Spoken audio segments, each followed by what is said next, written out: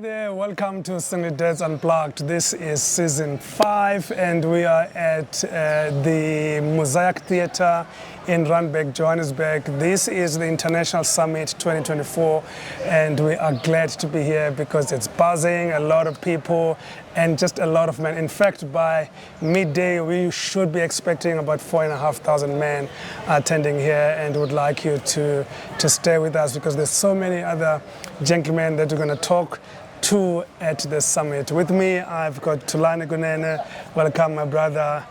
And how are you finding the summit so far? I'm finding actually the summit to be quite nice because there's a lot of men who are already here.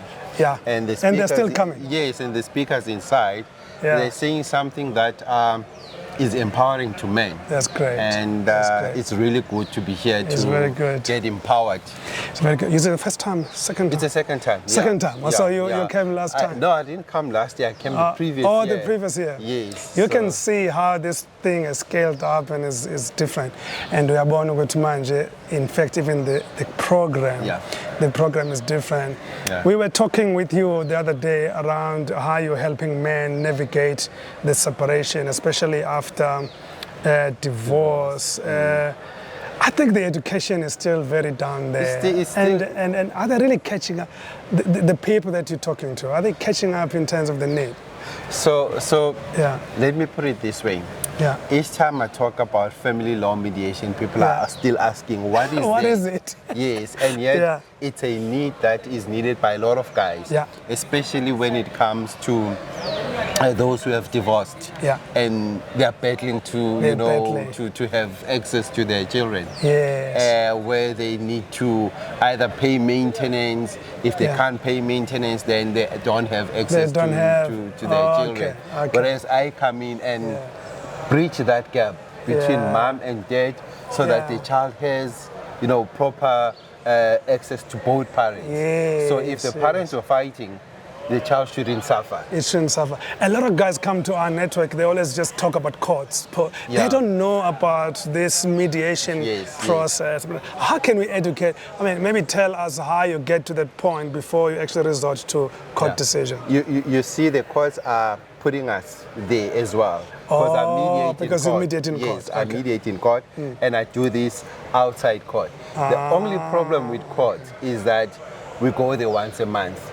Pro bono. It's pro bono. Because they pay I have to do that so that I get my CPD point. Oh, your CPD But point. those who can afford, in fact, the court one is for people who cannot afford. Yes. So those who can afford and wants to fast-track matters, it's ideal to contact us, family law mediators. The other advantage about me, I understand the black cultures. That's another thing as well, because our field is mostly filled by white ladies, of which they don't understand the cultural part. When we sit and talk about co-parenting, we get issues of customs and traditions. In Klaulo, where it also people think that it limits you from which access. When we look at from the court side, it shouldn't be a barrier. It shouldn't be a barrier. Whether you've paid in Klaulo or not, it's not an issue. The children's access, you need to have access to. In fact, we put it opposite. The child needs to have access to the parent. The parent is only exercising his PRR. Parent responsibility and right. I know they put it as PRR, parents, right and responsibility. Why don't we put it the other opposite? Responsibility and rights. Yes. You have a right to have access. So the law actually talks about largely the child having access to the parent, not so much the other way around. And how's the process? So without getting into detail, in terms of mediation, do you have to sit with both parents at the same time to resolve conflict? It's ideal if we all sit down. Of course. But there's cases where there's so much, fighting. There's other ways of doing it.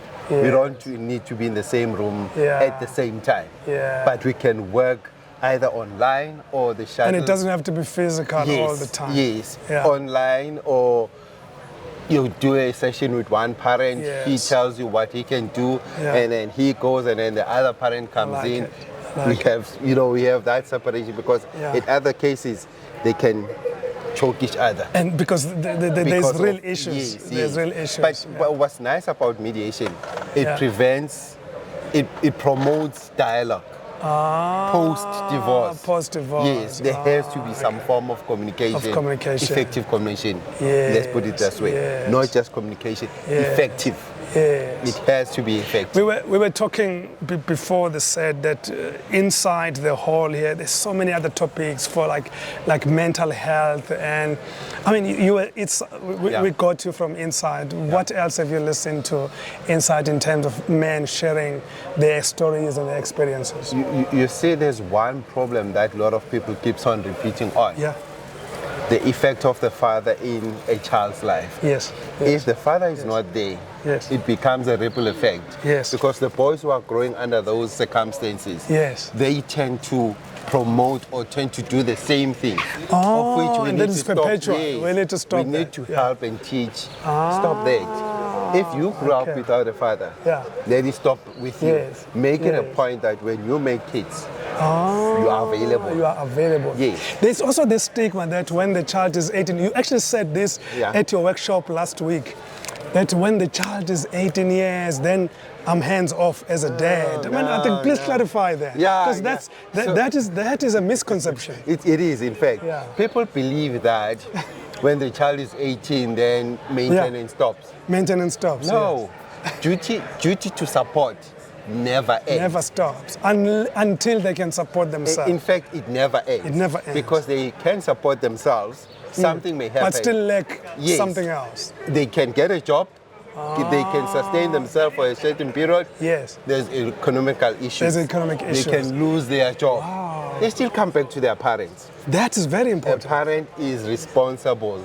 Should the parent not being able to, then the grandparent are also responsible. Yes. You were also talking about interested parties. What do you call them? People of interest. People of interest. Of interest. So they were talking about, say, you are a... outside the two parents. Yes. So you are a parent who, not a parent, an uncle or an aunt, and you see that there's something not right with the child. Or you want to have access with the child, even though you're not a biological parent. You can also go to the court and seek access. As a person of interest. Either a teacher or a pastor or a grandparent. Yes, a teacher can do that. Yes, if they see that there's something not right with the maintenance of the child. You know, because the question there was that, if I remember correctly, who can apply for maintenance? Who can apply for maintenance? Yes. Okay. Outside the two parties. Outside the two parties. So whoever stays with the child is a person of interest. He or she can then go seek maintenance from the biological parent. Wow. And then only the court can grant. Obviously, they will consider all circumstances, and then they can grant. Yes, the court is mainly looking at the well-being of a child. So if you go to the court seeking intervention regarding the child's well-being, then they will always do that. My friend, they will always this is going to continue, and I'm glad that we are connected on our network. We're going to publish your details on our website so that people can find you.